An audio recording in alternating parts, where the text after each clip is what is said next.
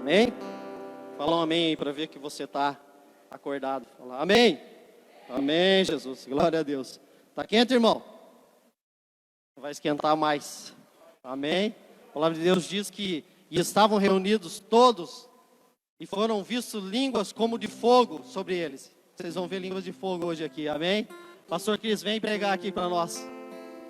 Nós temos hoje o privilégio de ter esse homem de Deus, de ter o Fábio, de ter o Weber, que são lá da Nação Forte, lá da igreja do apóstolo André. Quem se lembra aqui do André, fez o seminário, amém, uma bênção. E ele liberou essas ferramentas para nós aqui. Nós vamos, a partir do mês que vem, nós vamos implantar alguns cursos aqui na igreja, que ele já tem lá. E isso é reino de Deus, irmãos. Eles não esperam o dízimo dessa igreja lá para que eles possam vir aqui implantar alguma coisa. Isso é o reino se movimentando, você entende? Sem placa denominacional. Um coração voltado a fazer a obra do Senhor nesse tempo. Eles são filhos do reino. Eu quero que você estenda a sua mão para cá, que eu quero abençoar a vida dele desde já. Pai, nós apresentamos, Senhor, a vida, Senhor, do pastor Cris. A sua casa, Senhor, a sua família. Nós declaramos, Senhor, a sua bênção, Senhor, sobre o seu lar, Pai. Sim, os seus filhos, Senhor, o pastor Luiz, o Weber, Senhor, deixaram a sua casa para vir aqui hoje serem ferramentas nas nossas vidas. Então nós pedimos que a sua medida seja lançada lá agora, Senhor, sobre eles. Guardando, Senhor, seus familiares, guardando, Senhor, os seus lares. Que a igreja do pastor André lá seja abençoada, Senhor. Que o derramar do seu Espírito, que aqui nós presenciamos, seja também lá constante, Senhor. Sim, Pai. Nós declaramos sobre a vida do pastor André, Senhor, a sua bênção. E nós confirmamos, Senhor, toda a palavra que o Senhor já lançou sobre o coração dele, Pai. Nós o abençoamos em nome de Jesus. Amém. Amém. Pastor Cris. Glória a Deus. Amém.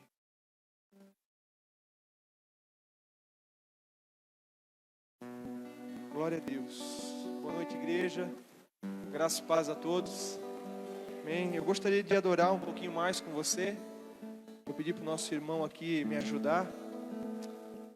E eu gostaria que você fechasse seus olhos, curvasse a sua cabeça em reverência ao Senhor, porque Ele está aqui. Vamos adorar mais um pouquinho. Eu tenho certeza que o Senhor irá operar muitas coisas nesse ambiente. Em nome de Jesus. Eu quero entrar no ambiente da Tua glória.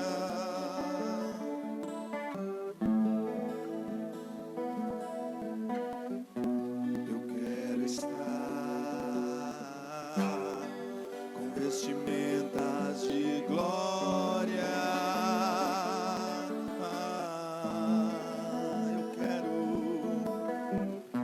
Eu quero entrar no ambiente da Tua glória.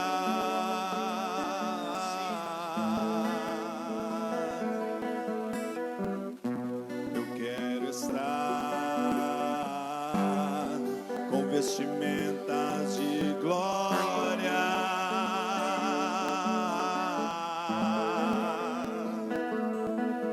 Para encontrar contigo, ser outra vez achado em Teu coração.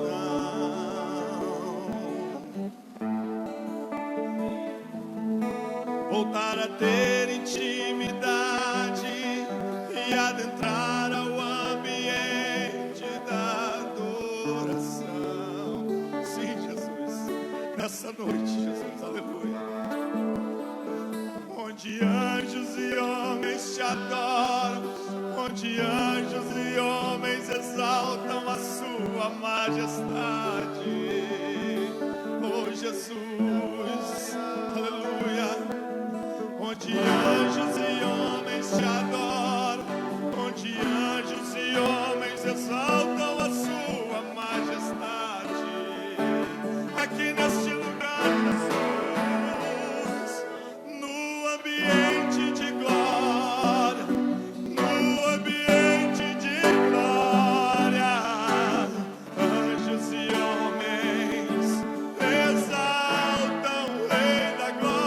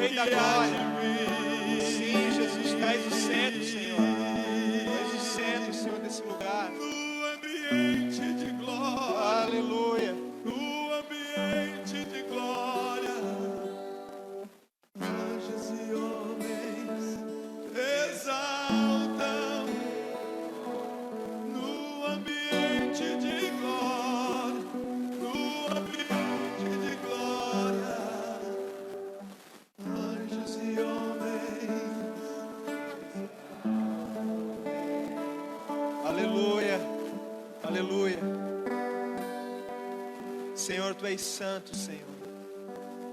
Tu és santo, Senhor, e nessa nuvem, Pai, ao qual Tu nos encobriu nessa noite, nós queremos declarar que só Tu és santo, santo, santo e santo, Senhor.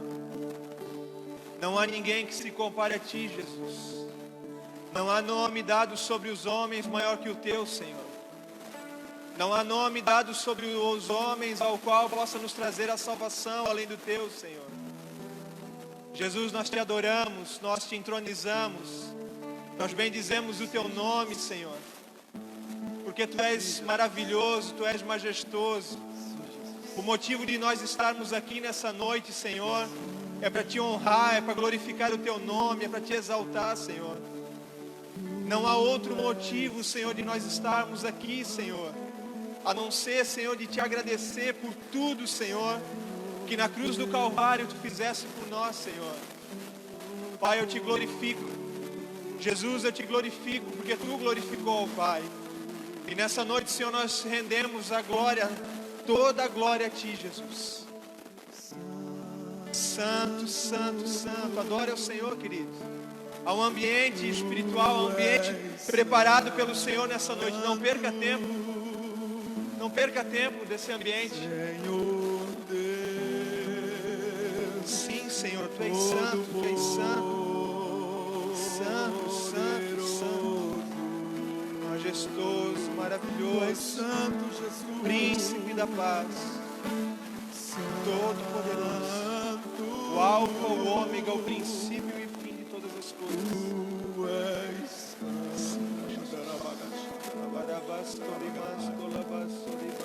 Senhor Deus, todo povo, Deus, Tu és santo, Jesus.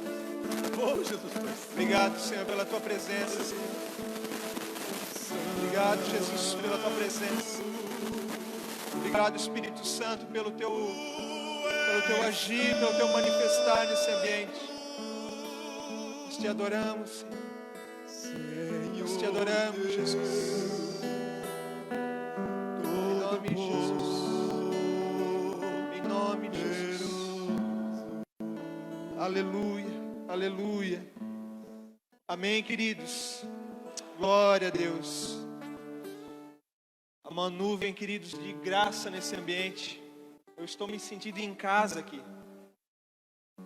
E quando a gente se sente em casa é porque realmente nós estamos em casa, porque aqui é a casa do papai.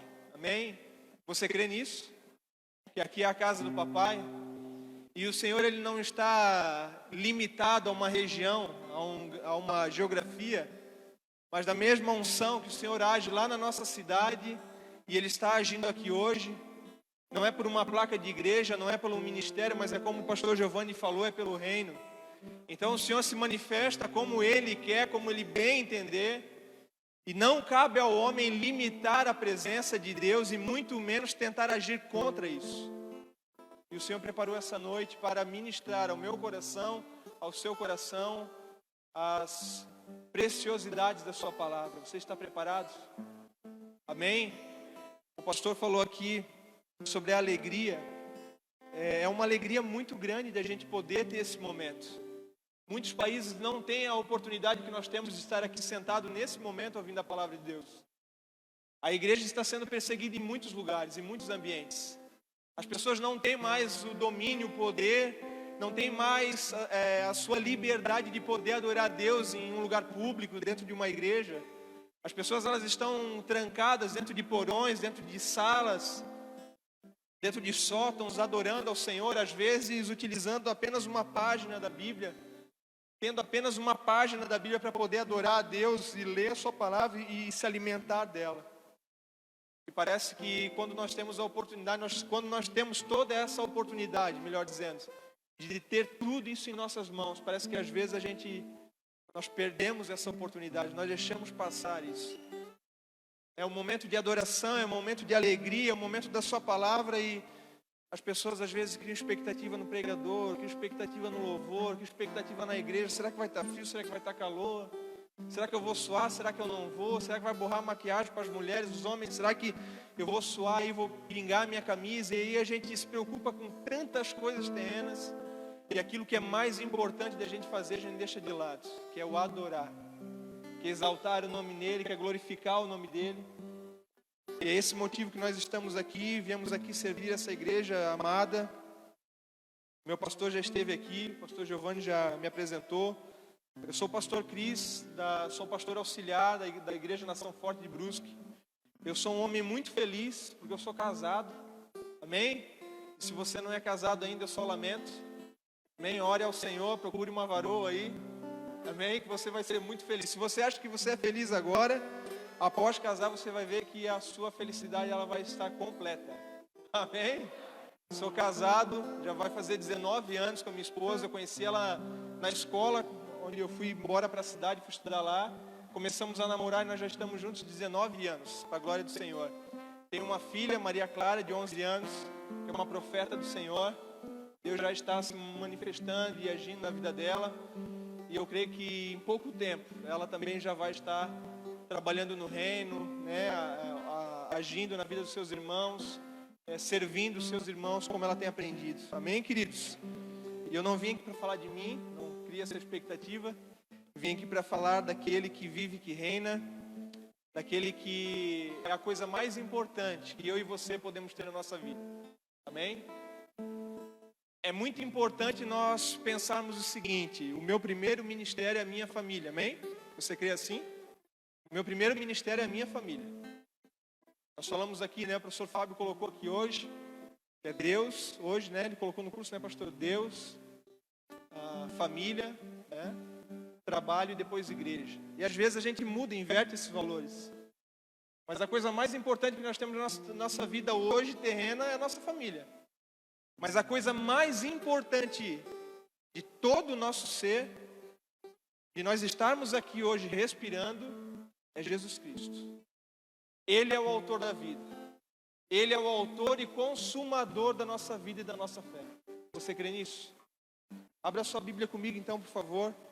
No Evangelho de João, capítulo 6. Eu peço a você, meu irmão, que após abrir, não feche mais a sua Bíblia depois. Eu gostaria de conversar com você acerca desse texto.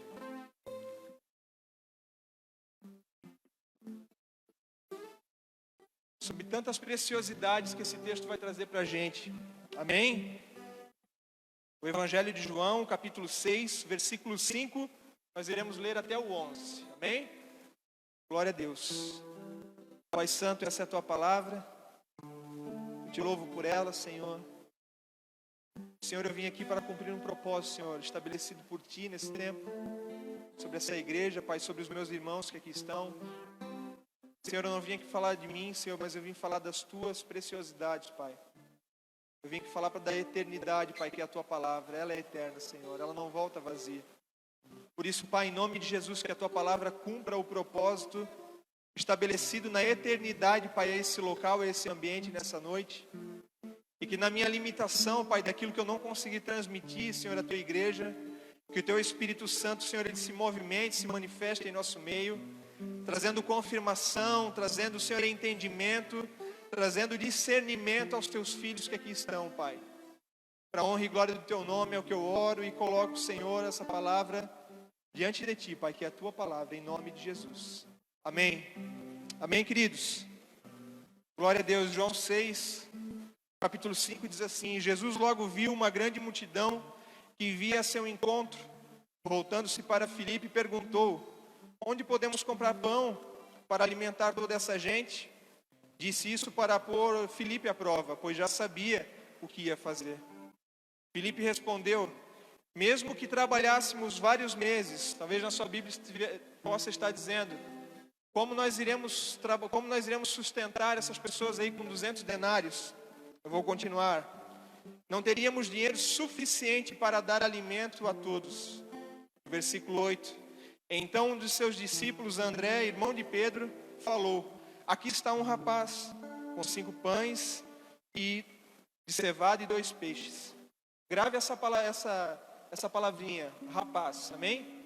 Grave nesse versículo, versículo 9, esse um rapaz. Nós já vamos voltar aí. Mas que adianta isso para tanta gente? Perguntou André. Jesus respondeu: digam ao povo que se sente.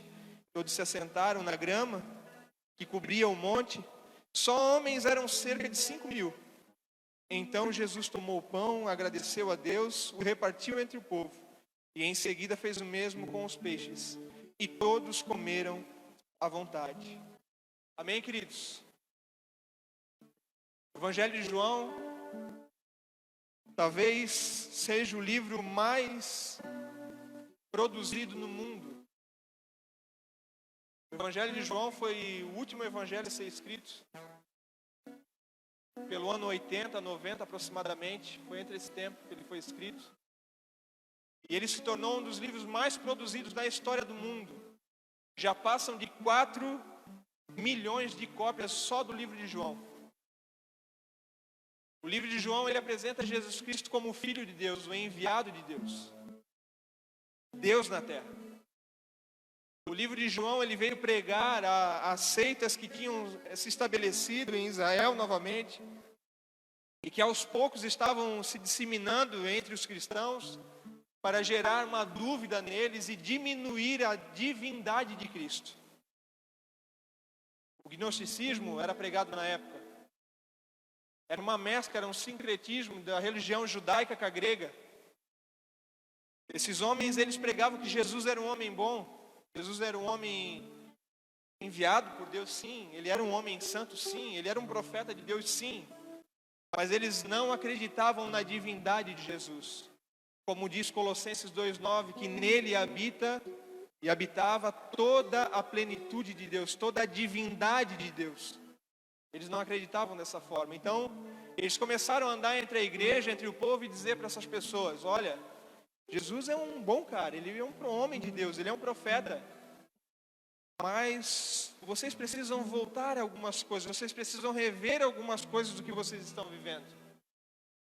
Então eles começam a pregar novamente para eles a circuncisão e começam a desviar a igreja de Cristo. Então João escreve essa carta. Em João 1:1 diz: no princípio era o verbo estava com Deus e o verbo era Deus. E em seguida, após esse texto, João diz: ele veio para os seus, mas os seus não o receberam. Quem eram os seus? Era o seu povo, eram os judeus. João veio para transmitir para aquele povo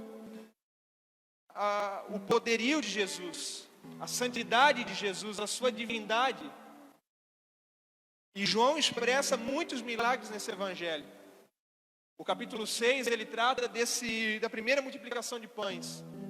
Se você ler nos capítulos anteriores, no capítulo 5, mais precisamente, Jesus faz até uma defesa de quem ele era, porque os escribas e fariseus começaram a brigar com ele para a questão do sábado, e por ele trabalhar e curar no sábado. Jesus fez uma movimentação, e para os religiosos da época aquilo ali era uma loucura, ele não podia trabalhar no sábado, o sábado era sagrado.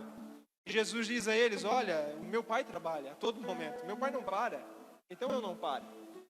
Eu não estou limitado a um dia, a um ambiente. Você está pegando isso no seu espírito? Jesus não está limitado a um domingo, ao culto, a esse momento agora. Igreja não é domingo, igreja é segunda-feira. Você crê nisso? A igreja, ela é uma expressão daquilo que Jesus fez, dos seus princípios. Ela é uma expressão na segunda-feira. Ela é uma expressão social de Cristo. Esse é Jesus. E foi dessa forma, e foi esse o foco de João escrever esse livro.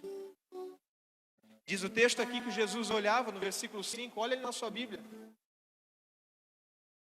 E ele disse à multidão, ele vendo a multidão que vinha ao seu encontro, ele se voltou para Felipe e disse: olha, onde que nós vamos comprar pão para alimentar toda essa gente? O texto diz que era cerca de 5.000 homens, eles não contavam mulher e criança. Mas os estudiosos dizem que tinha aproximadamente 20.000 pessoas naquele ambiente. Você entende isso? Quantas pessoas nós estamos aqui hoje, talvez? 50? Aí? 40? Você entende o que é 20.000 pessoas? Você consegue imaginar? E, queridos, imagine o tenor que era o nosso Senhor. Não tinha microfone na época. Mas diz que ele vai até o cume do monte, ele buscou um lugar específico para ir falar com aquela multidão. Talvez um lugar que desse mais eco, ele procurou. Mas cerca de 20.000 pessoas estavam ali. Diz que vieram, a multidão veio ao seu encontro. Diz que Jesus olhou e viu aquela grande multidão. Ele mandou ele se assentar. Diz que eram campos de gramados. Passava em torno de março e abril, era perto da Páscoa esse tempo. Então Jesus mandou sentar aquela multidão e pergunta ao seu discípulo: Filipe, como que nós vamos alimentar? Mestre, nós não temos mais que 200 denários. Como que a gente vai alimentar essas pessoas? Você sabe, e eu também, que 1 denário era um dia de trabalho braçal de um homem daquela época. E 200 denários era cerca de 8 meses de trabalho de um homem. 200 denários daria para sustentar aproximadamente de 7 a 8 meses uma família, com esse valor que eles tinham. Mas era impossível alimentar 20.000 pessoas, para os homens. Agora acompanhe comigo o que ele fala no versículo 6. Disse isso para Filipe, para pôr Filipe à prova. Essa palavra no original é perazo, que quer dizer testar. Filipe já caminhava com o Senhor. Filipe já tinha visto milagres que o Senhor já estava operando. Filipe já estava tendo experiências com Jesus e testificando que sim, Jesus era o enviado de Deus. Era o Filho de Deus na terra. Porque ele era diferente de todos, irmãos. Ele não tinha formosura alguma. Mas ele era diferente de todos. Porque ele era o Rei da Glória. Ele é o Rei da Glória. E ele fala isso para Filipe, para pôr Filipe à prova. Porque ele queria saber qual era o posicionamento de Filipe diante de toda aquela multidão. Filipe disse que não tinha como. Mestre, não tem como. É impossível nós sustentarmos essas pessoas. Como que nós vamos comprar tanto alimento? Aí diz que um dos seus discípulos, no versículo 8, olhe na sua Bíblia, acompanhe. André, irmão de Simão, falou: aqui está um rapaz. Irmãos, André, ele foi um dos primeiros discípulos a ser comissionado pelo Senhor. Ele e seu irmão Pedro. Na verdade, André foi considerado até como o primeiro discípulo ali. Eles eram discípulos de João Batista, eles estavam no deserto, e quando o João Batista aponta para ele, ele fala: esse é o Rei da Glória, esse é aquele que iria vir. Então eles seguem Jesus, vão até Jesus, e Jesus começa a fazer o comissionamento deles, e André, ele foi um dos 4 primeiros homens a ser atraídos por Jesus ao seu discipulado. Mas ele é uma das pessoas que menos aparece no contexto dos evangelhos. Geralmente era Pedro, Tiago e João, né? André é irmão de Pedro e Tiago e João os irmãos, filho de trovão, que a Bíblia nos diz. Esse homem, ele aparece pouco, esse discípulo, mas todas as vezes que ele aparece de certa forma apresentando alguém, se manifestando, tomando uma posição, diferente de seu irmão. Pedro era o cara da espada, você sabe muito bem. Pedro era o sanguíneo hemorrágico, se a gente pode falar assim. Ele era um homem que ele não media esforço para decepar a orelha de alguém, para tomar a frente, para dizer: não, mestre, ninguém vai te matar, eu estou contigo, e agia de uma forma precipitada. Mas seu irmão não era assim. Tanto que nós não temos muito relato de André. Mas nesse momento, diz a palavra que veio um moço, veio um rapaz. Aqui está um rapaz, diz o versículo 9, André disse. Esse rapaz vai até André. E uma coisa que me chama a atenção é que esse rapaz, a Bíblia não dá o nome dele. Você já olhou no texto, você já leu o Evangelho de João inteiro, você não encontra o nome desse rapaz. Não existe referência para ele. O texto fala de Filipe, o apóstolo, e de André. Mas não fala quem era esse rapaz. Esse rapaz saiu do meio da multidão. E essa palavra rapaz, do original é padarium, que significa escravo. É a mesma palavrinha que é utilizada lá em 2 Reis, no capítulo 4, quando também há um milagre da multiplicação de pães lá de Eliseu. Onde ele fala que lá o seu servo, o seu escravo, padarium, usa o mesmo termo. É engraçado, por que João usa esse texto, né, esse termo, né, nessa passagem? mas ele usou com um propósito, para mostrar para mim e para você que nós não precisamos ter uma posição, ter um cargo, um título para agir diante de uma situação, diante de uma circunstância. Esse rapaz não foi conhecido, nós não sabemos quem ele é, mas ele veio até esse apóstolo e disse: olha, eu não tenho muita coisa aqui, mas eu, provavelmente trazendo uma região longe de onde eles vieram, eles estavam caminhando há muito tempo com o Senhor, essa multidão. E ele diz: olha, eu tenho aqui 5 pães e 2 peixinhos. Eu sei que isso não vai fazer muita coisa, né? Mas se o mestre quiser, então ele leva até Jesus. Agora, analise comigo, queridos. No versículo 10, Jesus disse assim: digam ao povo que se assente.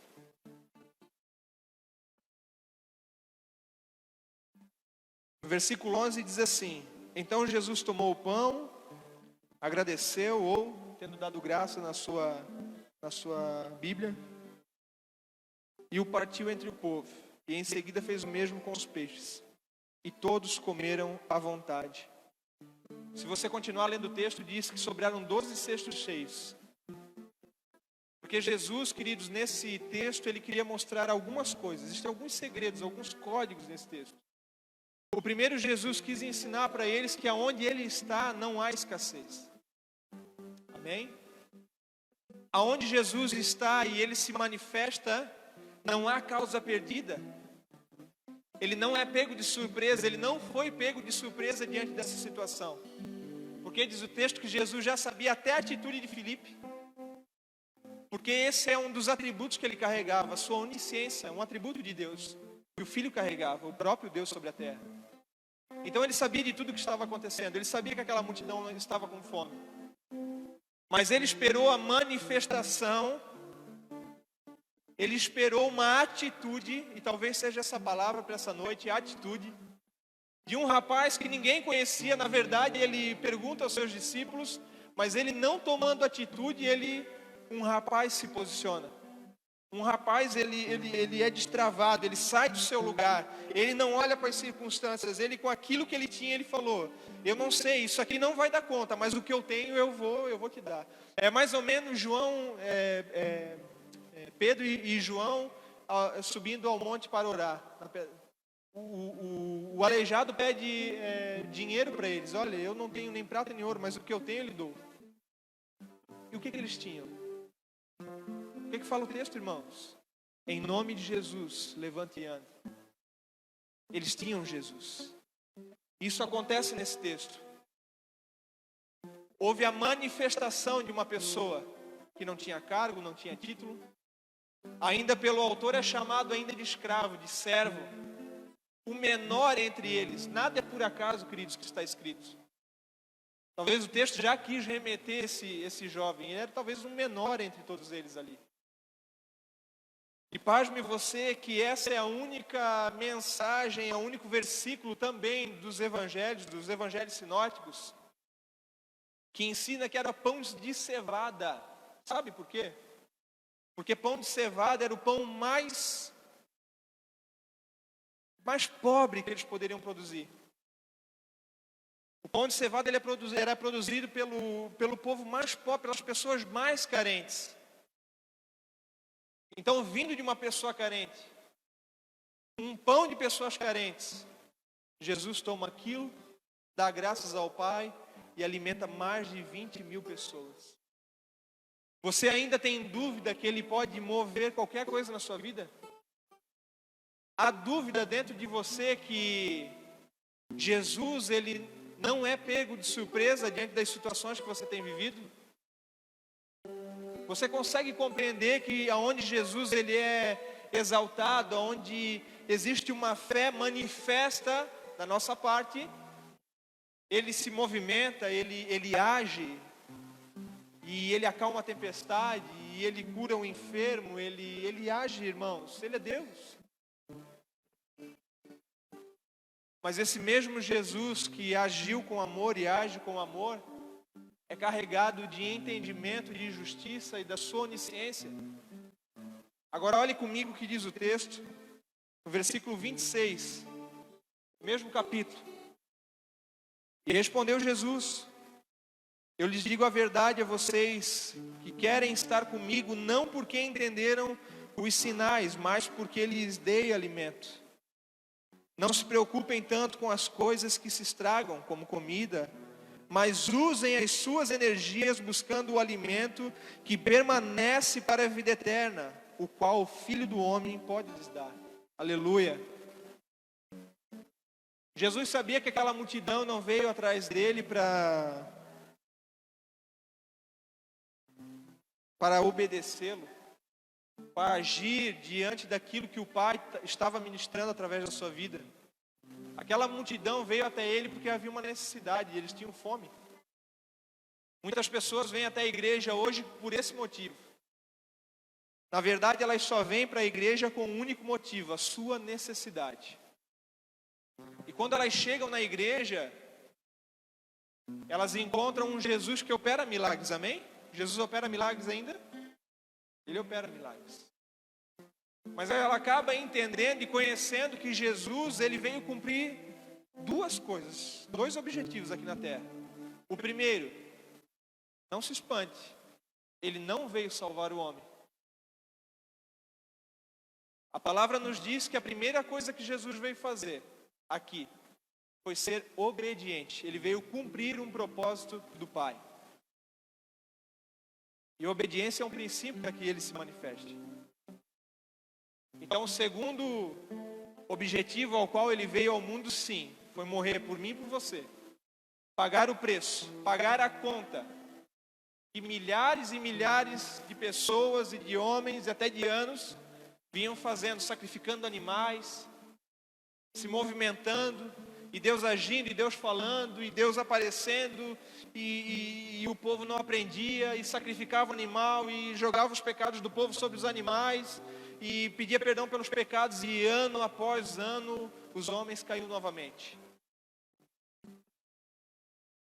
Quando Jesus fala para eles aqui no versículo 26, eu lhes digo a verdade, que vocês não querem estar comigo pelos sinais, por aquilo que eu vim fazer, mas vocês vêm até mim pelos sinais que eu tenho feito, que é o que é o alimento, que eu posso suprir uma necessidade terrena que você tem. Mas Jesus não quer somente suprir a sua necessidade terrena, Ele quer te trazer a vida eterna. Amém? Ele quer que você se manifeste diante daquilo que você tem vivido, se manifeste a Ele não somente para que Ele resolva um problema seu. Porque às vezes, irmãos, a gente vem para a igreja para Jesus resolver um problema nosso. Quem veio para a igreja aqui pelo amor? Quem veio para a igreja pelo amor, irmãos? Vamos ser sinceros. Quem de vocês estava assistindo o Domingão do Faustão em casa no domingo?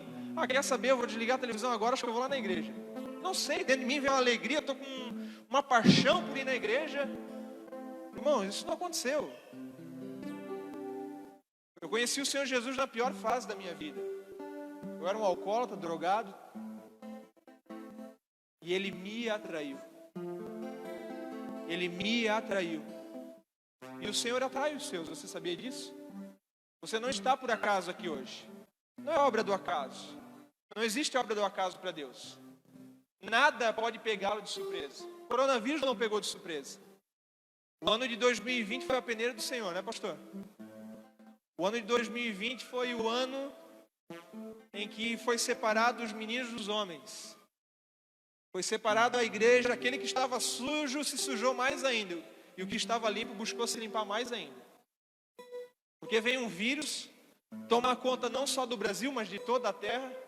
Todos os governos colam a placa da tela azul em todos os governos. Porque um vírus atacou a terra. Se foi criado pelo homem, não foi, isso também não me importa, não me interessa. Me importa é o que eu faço com isso, o que eu aprendo com tudo isso que aconteceu. Então a humanidade ela se vê assolada por um vírus invisível, que não tinha controle, e aonde tanto o rico quanto o pobre estavam sucumbindo. A pessoa mais rica que teve o vírus, né, foi contaminada, morreu. O mais pobre foi contaminado e morreu. Então, querido, não existe classe social, o vírus pegou todo mundo e causou um estardalhaço no mundo. E nós estamos vendo tudo o que está acontecendo até agora. E aí você acha que o Senhor estava lá no seu trono naquele momento, que o vírus saiu lá de Wuhan, e Deus no seu trono e o Senhor ao seu lado, à sua destra, o filho olhou, meu Deus, Pai, olha o que aconteceu, um vírus atacou a terra, e nós estávamos aqui distraídos e... Não. Deus não é pego de surpresa, isso já estava no calendário de Deus, para provar muita coisa para mim e para você. A primeira delas, Ele é soberano. Ele é soberano sobre todas as coisas. Ele é o autor da vida.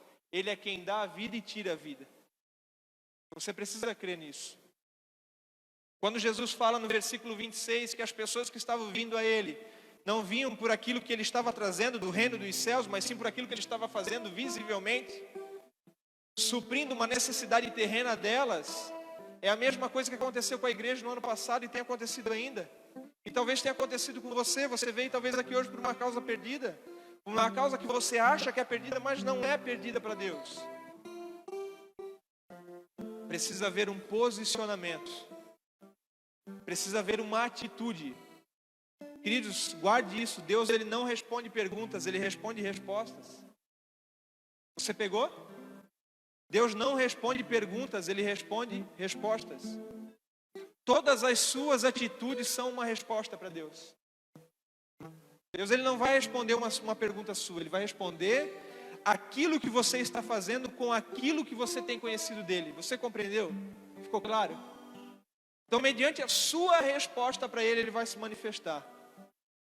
E eu creio que nesse tempo o Senhor está buscando padários. Eu creio que nesse tempo o Senhor está buscando rapazes, mulheres, que vão se manifestar nesse tempo de escassez, nesse tempo de dúvida, nesse tempo de incerteza. Será que eu vou ter trabalho mês que vem? Será que eu não vou ter? Será que o mundo vai acabar? Será que não vai? Queridos, o fim dos tempos está à porta. Os sinais estão demonstrando isso. Quanto tempo mais você vai perder? Quanto tempo mais você vai perder se apoiando as coisas terrenas? Aguardando as coisas terrenas, sonhando somente com aquilo que é terreno? Se o que Jesus veio fazer na terra é apresentar o reino dos céus para mim e para você, se aquilo que Ele veio fazer e esse povo não entendeu, e Ele sabia, Ele disse, olha, vocês só vieram até mim por causa daquilo que eu estou suprindo de vocês aqui, mas vocês não entenderam ainda o que eu vim fazer. E o que o texto próprio de João diz para nós? Que eu preciso ir ao Pai para preparar o quê? Morada para vocês. Eu vou enviar o Consolador, porque se eu não for, Ele não pode vir. Ele vai instruir vocês, vai ajudar vocês, vai dar suporte para vocês. E quem é o Consolador, irmãos? Quem é? O Espírito Santo. E Ele habita no meio de nós. Ele habita dentro de você.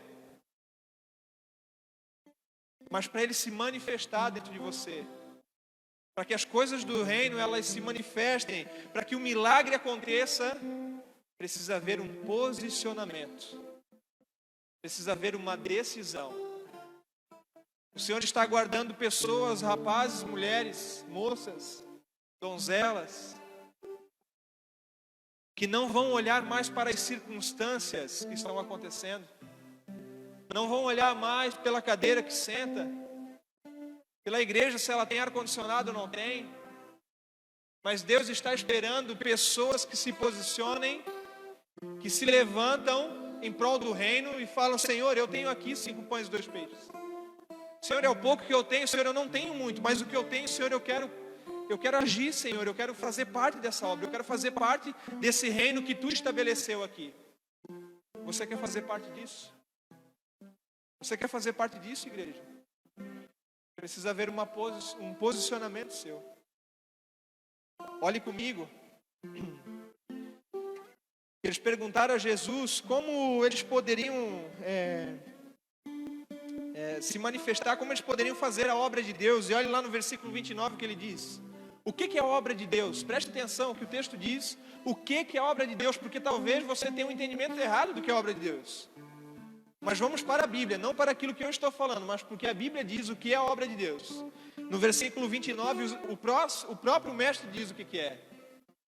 Essa é a única obra de Deus que quer de vocês, que creiam naquele que ele enviou. Aleluia. Essa é a obra de Deus, irmãos. Mas pastor, a obra de Deus não é ajudar o necessitado, o órfão, a viúva. Não. A obra de Deus, ela começa quando você entende quem é Jesus. Quando você tem a revelação do Filho. Preste atenção. Muitas pessoas nesse tempo dizem que conhecem a Deus, que caminham com Deus. E muitos dos nossos irmãos hoje estão em casa dizendo que em casa eles têm Deus, que eles não precisam ter comunhão. Mas eles vivem como Saulo de Tarso. E você sabe muito bem como Saulo de Tarso vivia. Saulo de Tarso, ele trabalhava em prol de Deus, ele trabalhava em nome de Deus. Trabalhava ou não trabalhava?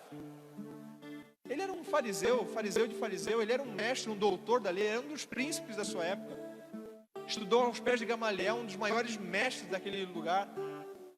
Paulo era um cara cheio, ele se achava cheio de Deus, cumprindo todo o propósito estabelecido na lei. Ele matava pessoas, matava crianças, mulheres, ele escorraçava eles, ele perseguia eles, ele batia neles. Porque a revelação dele que aquilo que ele estava fazendo era a obra de Deus. Mas preste atenção, a caminho de Damasco ele tem um encontro com o Senhor Jesus. Aleluia. E diz que no caminho de Damasco ele viu o Senhor. Aleluia. E quando ele viu o Senhor, os seus olhos se encheram como escamas. Ele fica cego ao ver o Rei da Glória, o Senhor dos Senhores. E diz que naquele momento ele teve a revelação do Filho. E o que falta para a igreja hoje é ter a revelação do Filho. Porque às vezes a gente perde muito tempo com aquilo que é operacional. A gente às vezes perde muito tempo com aquilo que, sabe, é visível, aquilo que as pessoas podem ver. É entregar uma cesta básica, é ir lá ajudar um irmão, é empurrar um carro, é fazer qualquer coisa. Mas o Senhor não está preocupado com as suas obras, Ele está preocupado com o seu coração. Com a revelação que você tem dEle. Diz do texto em seguida que como escamas caíram dos seus olhos. Escamas. E Paulo teve a sua visão aberta e a partir daquele momento ele entendeu quem era Jesus. Ele era o enviado de Cristo. E olha o que acontece com Paulo. Paulo vai para Jerusalém, ele foi revestido do Espírito. Ele vai para Jerusalém e começa então a meditar e a pensar em tudo que ele tinha estudado. Então ele pensa, meu Deus, eu tenho a Torá, eu tenho tudo, eu conheço a lei, eu conheço os profetas, e agora eu tenho a revelação do Filho, e eu vou fazer a obra, e eu vou para cima. E aí ele chega até Jerusalém, e aí os apóstolos jogam um balde de água fria nele. Porque ele não pode fazer a obra que ele queria fazer lá. E eles tiram ele pelo braço de Jerusalém. E pasme você, Paulo ficou aproximadamente 13 anos no anonimato. Aí o Senhor um dia te deu uma palavra, te chamou para um propósito. E aí você não pode às vezes estar exercendo uma função, fazendo aquilo que você gostaria de fazer, pregando a palavra, tocando no louvor, ajudando na igreja. E aí você fica de bico com Deus, fica de bico com o seu líder. E aí você pensa, meu Deus, ó vida, ó céus, ninguém gosta de mim, o mundo conspira contra mim. E na verdade é só um tempo, é um processo que Deus está fazendo, que Deus está trabalhando em sua vida. O seu tempo vai chegar. 13 anos de anonimato, então Paulo é levantado pelo Senhor, é enviado pelo Senhor para pregar o Evangelho aos gentios. E foi através da vida dele que eu e você conhecemos o Evangelho hoje. E ele não veio pregar outra coisa, queridos, a não ser o Cristo ressurreto, a obra do Deus vivo. Aquele que viria da linhagem de Davi, o Criador de todas as coisas, aquele que estava no princípio com Deus, aquele que era a palavra encarnada. Esse é Jesus. Ele é o Rei da Glória, Ele é o grande eu sou, Ele é o Todo-Poderoso. Ele é o Alfa, Ele é o Ômega, Ele é o princípio e o fim de todas as coisas. O texto de Gênesis diz que no princípio criou Deus os céus e a terra. E no hebraico diz, Bereshit bara Elohim Aleph Tav. Preste atenção, essa palavra Aleph Tav não existe tradução para ela. Porque Aleph é a primeira letra do alfabeto hebraico e Tav é a última palavra do alfabeto hebraico. Então desde o início Deus já estava nos anunciando que Jesus já estava no princípio. E quando você chega em Apocalipse, Deus se manifesta de duas vezes falando, eu sou o Alfa e o Ômega, o princípio e o fim. E Jesus, no final do livro de Apocalipse, fala: eu sou o alfa, o ômega, o princípio e o fim.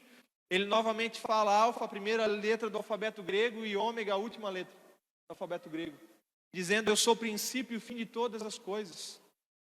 Queridos, agora presta atenção diante de tudo isso. Por que eu e você temos nos preocupado com tantas coisas terrenas? Por que nós temos sofrido tantos pelos nossos sonhos aqui? Por que nós temos gastado a nossa vida? E eu pergunto a você, e fica essa pergunta para você: com o que você tem gastado a sua vela, a sua pólvora? Com o que você tem dedicado a sua vida? Pelo que você tem ansiado? Faça essa pergunta a você mesmo. Faça essa pergunta a você mesmo. Porque você precisa encontrar um destino para você. Uma pessoa que não sabe aonde quer chegar, ela não sabe para onde ela está indo. E nós precisamos entender que o Senhor nos chamou para um propósito: glorificar o seu nome, cumprir o nosso propósito nessa terra e ir para casa, que não é aqui. Eu não vim pregar, irmãos, para vocês que Jesus vai realizar todos os sonhos de vocês, porque talvez Ele não vá, não quero ser mentiroso aqui. Jesus disse: olha, no mundo vocês vão ter aflição, mas tem bom ânimo, porque eu venci o mundo. E Ele estava dizendo o seguinte: olha, após vocês começarem a caminhar comigo, e vocês começarem a se moverem em fé, e começar a se manifestar no meio dessa sociedade corrompida, eu quero dizer para vocês que eu não vou colocar vocês dentro de um vidro de conserva, numa cúpula de vidro.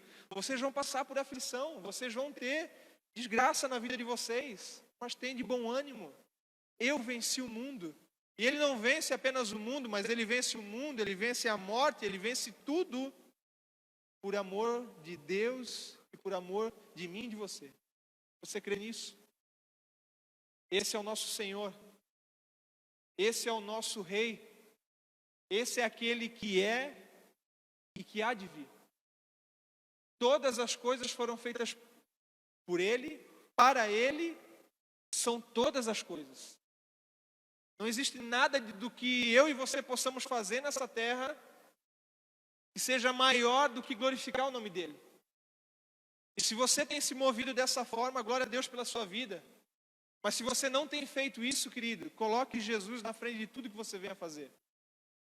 Eu tenho certeza que o Senhor vai mudar a sua vida. Mas agora preste atenção. Preste atenção em algo. O Senhor está preparando a sua igreja para as moradas eternas. Ele não está preparando a igreja para viver bem aqui. E queridos, não se escandalize comigo. Talvez as coisas não vão mais melhorar. Eu vim aqui lhe trazer uma boa notícia. Talvez as coisas não vão mais voltar à normalidade que eram antes. E aí eu deixo outra pergunta para você. Você está preparado para o tempo vindouro? Porque a palavra nos diz que Ele virá como um ladrão na noite. E como que vem um ladrão na noite? Ele bate palma na frente de casa, o ladrão? Hã? Ele avisa, ele liga, manda um WhatsApp para você: olha, hoje à noite se prepara, 3 da manhã, eu vou na sua casa e vou arrombar a sua casa. Não, né? Ele vem de repente, quando você não vê. Ele espera te pegar de surpresa. É assim que virá o Filho do Homem. E nem Ele sabe quando, mas é somente o Pai que sabe. Então, queridos, esteja preparado, se posicione nesse tempo. Diante das circunstâncias que você tem vivido, como esse texto nos mostrou, desse rapaz que se manifestou diante daquela situação, você talvez, aquilo que está faltando para você é um posicionamento, é uma atitude. E quando você tomar essa atitude, quando você se posicionar, Deus Ele vai vir e vai fazer a diferença na sua vida. Você crê nisso? Você crê nisso, igreja? Você precisa crer nisso. Você precisa crer nisso.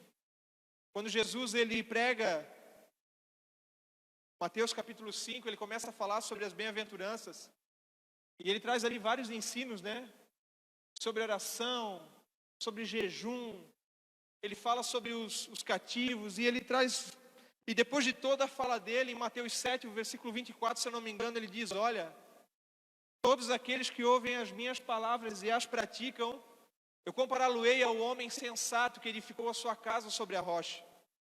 Desceram as chuvas, correram os rios, sopraram os ventos e bateram contra aquela casa e ela não caiu, porque os seus alicerces estavam firmes, porque ela estava firmada sobre a rocha. Quem é a rocha, irmãos? É Cristo. E em seguida ele diz: olha, Aquele que ouve essas minhas palavras, mas não as pratica, eu compará-lo-ei a um homem insensato. Desceu as chuvas, correram os rios, sopraram os ventos e bateram contra a sua casa, e ela desabou, e grande foi a sua ruína. Então, queridos, diante de tudo que você tem ouvido, diante de tudo que o Senhor tem ministrado na sua vida, diante de tudo aquilo que você tem se alimentado aqui, domingo após domingo, diante daquilo que vocês ainda irão receber aqui de alimento, se posicione diante do Senhor. Não espere um discípulo se posicionar, porque talvez ele não vai agir com fé. Não espere o pastor se posicionar, não espere ninguém se posicionar. Se levante, se posicione. Tome uma atitude diante das circunstâncias, diante da situação que você está vivendo, que a sua igreja está vivendo. Porque a Bíblia nos diz que aquele que quiser ser o maior, sirva mais. Aquele que quiser ser o maior, vai ser o menor. Quando Jesus foi lavar os pés dos discípulos antes da ceia, Pedro disse: olha, mestre, tu nem vem com essa. Vem? Mestre, pelo amor. Não, meu pé não. Pensa o pé daquela época, irmãos. Não tinha tênis, não tinha meia. Era só deserto. Pensa as unhas, que coisa linda. Que cheiro agradável. E o mestre, ele não veio para ser servido, mas ele vem com uma bacia e com uma toalha. Você compreende isso? O Rei da Glória, ele não veio com uma coroa, ele veio com uma bacia e com uma toalha. E o que eu e você temos feito com tudo aquilo que ele tem nos ensinado? Como eu e você temos nos posicionado e temos agido, temos tomado atitude diante de tudo aquilo que nós já recebemos deles. Guarde isso com você, queridos. O Senhor não foi pego de surpresa em nenhuma situação da sua vida, nenhuma situação que está acontecendo no mundo. Ele é soberano. Ele é o eterno. E a eternidade é um atributo somente dele. Eu pergunto a você, se você pegar a eternidade e tirar 1000 anos dela, quanto sobra? Quanto sobra, irmãos? Se você pegar a eternidade e tira 1000 anos dela, quanto vai sobrar? A eternidade. E se tirar 10 milhões de anos? A eternidade? Porque a eternidade é ele. E esse é um atributo exclusivo dele. Ele é a eternidade. Todas as coisas foram feitas por ele, para ele, por meio dele. Ele é o autor da vida. Ele é o Rei da Glória. Amém? Eu gostaria que você se colocasse de pé. Eu gostaria de orar com você.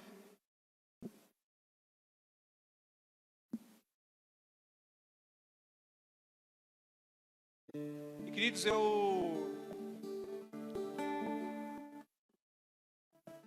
gostaria que você guardasse algo também. Mais uma coisa. Que da forma que você se movimenta, a forma que você vai se movimentar, na violência que você se movimentar, da mesma forma o Senhor vai se movimentar na sua vida. Da mesma forma que você agir, que você se posicionar, que você tomar uma atitude, da mesma forma o Senhor vai agir, vai tomar uma atitude diante da sua situação. O Senhor está buscando nesse tempo rapazes, moças, homens, mulheres que estão dispostos a entregar a sua vida por amor dele, por amor do próximo.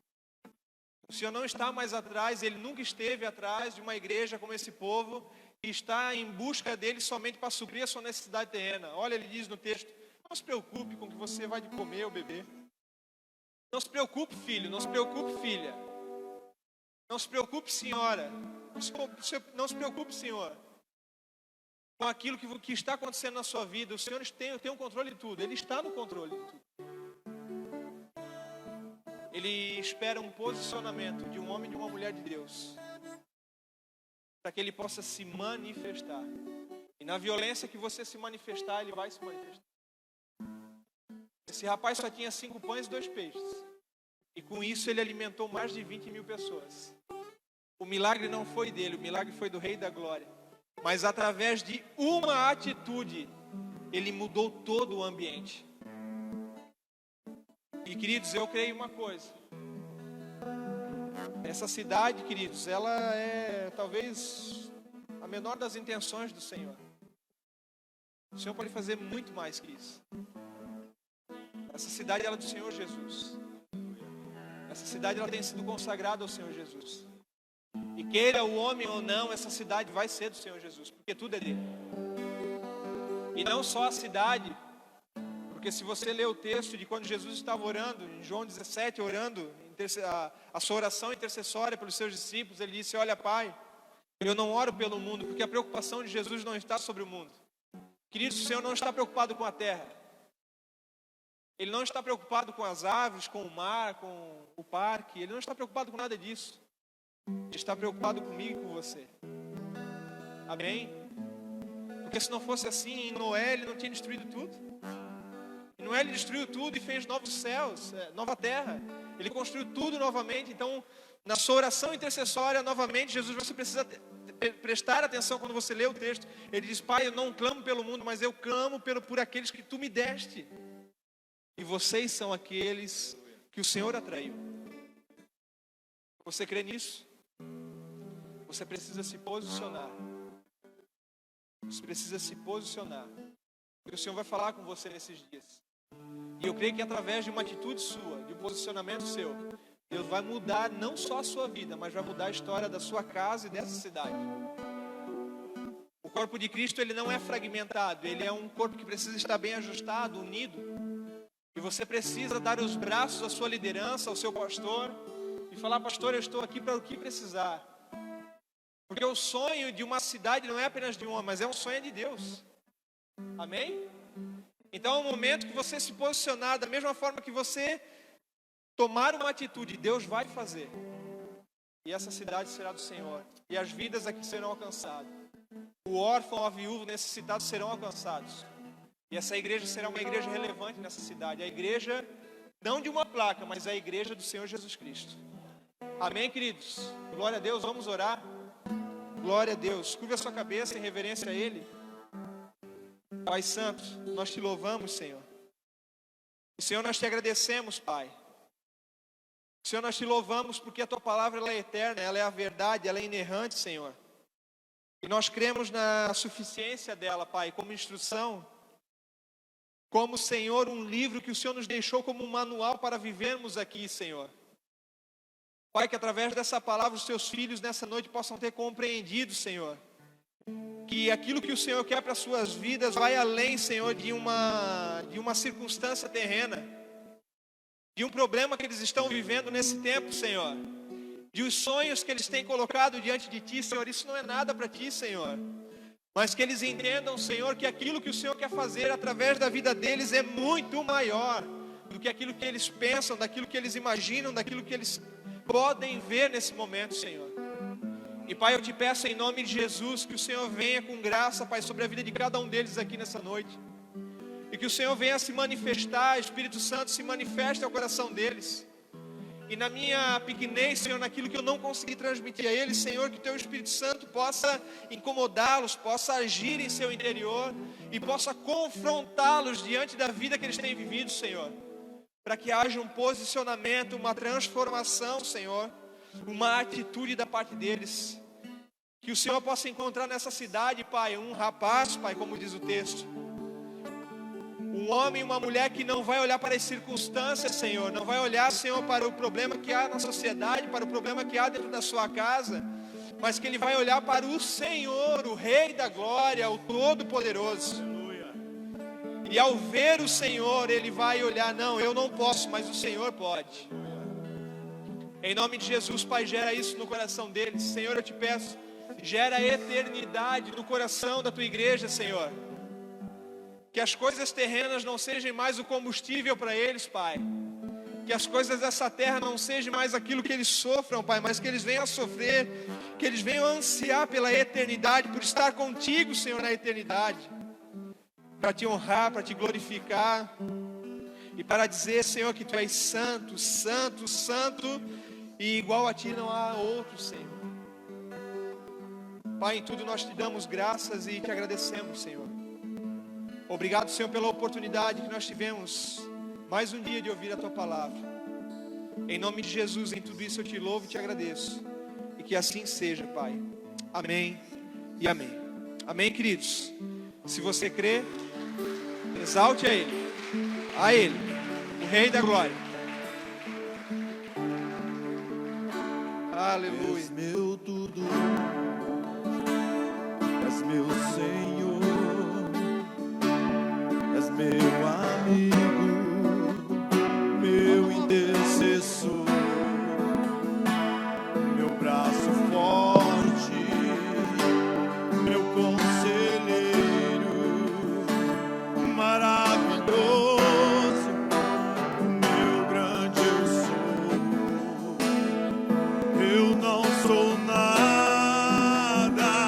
sem ti.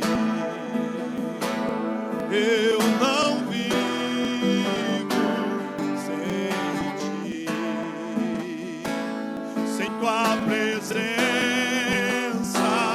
eu morro. Sem tua presença eu morro. Como eu te amo, como eu te quero. Sim, eu me prostro aos teus pés. A minha vida eu te consagro. Tudo que tenho é totalmente teu. Como eu te amo, como eu te quero. Sim, eu me prostro aos teus pés. A minha vida eu te consagro. Tudo que tenho é totalmente teu. Tudo que sou é totalmente teu. Tudo que tenho, Senhor, totalmente teu. Tudo que sou Aleluia. é totalmente teu. Tudo pertence a Ti, Senhor. Nós Te glorificamos. Aleluia. Aplauda o nome dEle, irmão. Ele é digno, Ele é digno, Ele é digno, Ele é digno. Ele é digno. Ele é o Cordeiro que venceu e é digno de abrir o livro. Aleluia. Nós glorificamos o Teu nome, Senhor. Glorificamos o Teu nome. Aleluia. Amém, irmãos. Você pegou a palavra? Você entendeu? Você entendeu a palavra? Olhe para você ter discernimento da palavra, irmão. Que a Bíblia nos diz, Jesus diz, olha, que o homem que ouvindo a palavra de Deus e não a entendendo, Satanás vem e a rouba do coração. Deus dê discernimento para você da palavra, toda palavra que é lançada. Amém? Irmãos, eu quero já agradecer aqui nossos visitantes hoje, a Thaís, a Nicole e o Beto, né, que estão nos visitando. Deus abençoe a vida de vocês, sejam bem-vindos. Aqui, como o pastor falou, é a casa do Pai. Se é filho, está em casa. Amém? Quero agradecer aqui a Fernanda, a Marlene e o seu João Batista. Deus abençoe a vida de vocês. Amém? O seu João Batista, acho que está lá fora agora. Hoje é a noite que estão os mestres aqui, irmão. O seu João Batista, eles são da congregação cristã. E o seu João Batista é um mestre, né? Ele fala hebraico, fala francês, fala, né? É a noite dos mestres, né? Tava aqui, hoje estavam os X-Men reunidos. Olha teu nome, Jesus. Quero agradecer a visita do Diego, para a Carla. Deus abençoe a vida de vocês. Ele assim, eu fiz tipo a viúva insistente, que a palavra de Deus fala, sabe? Falei, Diego, vai lá visitar nós. Diego vai lá visitar nós. Domingo passado, terminou o culto, eu mandei mensagem para ele. Falei, você está internado? Ele falou, não. Eu falei, por que senão eu ia orar por você, que você não apareceu no culto? Ele falou, não, domingo que vem eu vou. Eu falei, eu vou te buscar então. Ele falou, não, eu vou lá. Se não chover, eu vou estar lá. Amém. Deus abençoe a tua vida. Você sabe que você precisa de um posicionamento, que você é uma ferramenta tremenda na mão de Deus. Amém. Glória a Deus. Antes de orar pelos enfermos, irmãos, eu preciso fazer uma coisa que Deus falou comigo desde que eu coloquei o meu pé aqui na porta. Cadê o Heber? Heber, vem aqui. É, você. Vem aqui. Sobe aqui. O Heber é filho dessa terra também, irmão. Ele está lá na Nação Forte, né? Hoje ele congrega lá com o pastor André. Ele é um servo fiel lá, né? Um escudeiro do Fábio, né?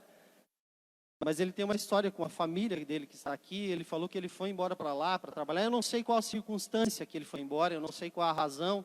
Nós falamos hoje muito de um cenário de dificuldade aqui, mas toda a oferta que nós recebemos hoje aqui, Deus mandou dar para ti, para nós remir toda a história, quem sabe foi lançada sobre a vida da tua família, de uma terra que não é fértil, de uma terra que não é abençoada. Não, nós remimos essa noite aqui porque ele é um filho abençoado, ele tem família aqui, e nós temos declarado, como o pastor declarou, essa terra abençoada, porque aqui tem filhos abençoados. A bênção repousa não sobre um território, mas sobre aqueles que são alinhados à vontade de Deus. Então é a oferta do nosso culto nessa noite, nós queremos entregar a Ti, e nós queremos orar aqui para agradecer ao Senhor pela bondade dEle, e dizer para Ti que a Tua família é abençoada, que essa terra abençoada habita os seus familiares, e eles são abençoados em nome de Jesus. Estenda a Tua mão para cá, irmão.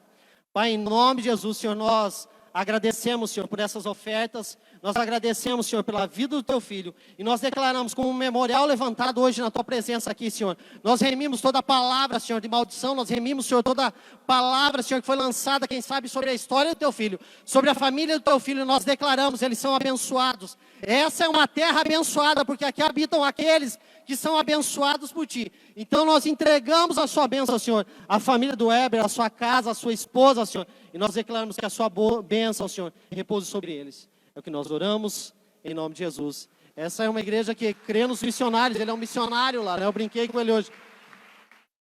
Eu falei, olha, quem sabe Deus não mandou você para lá para você treinar lá na escola do professor Xavier, lá dos X-Men, para você ser missionário e depois voltar para cá, né? Mas Deus abençoe, tá? Abençoe.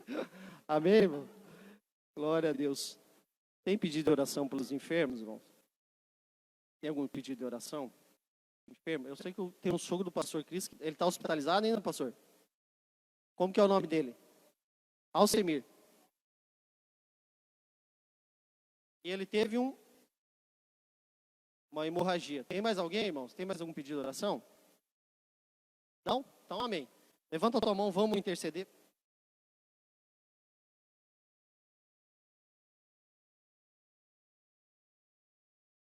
Amém. A mãe da Josi, do Cheiroso, também está internada com Covid. Amém? Nós não sabemos o nome, mas o Senhor sabe. Levanta a tua mão. Pai, pela autoridade do nome de Jesus, Senhor, agora nós apresentamos, Senhor, a vida do Valcir na Tua presença.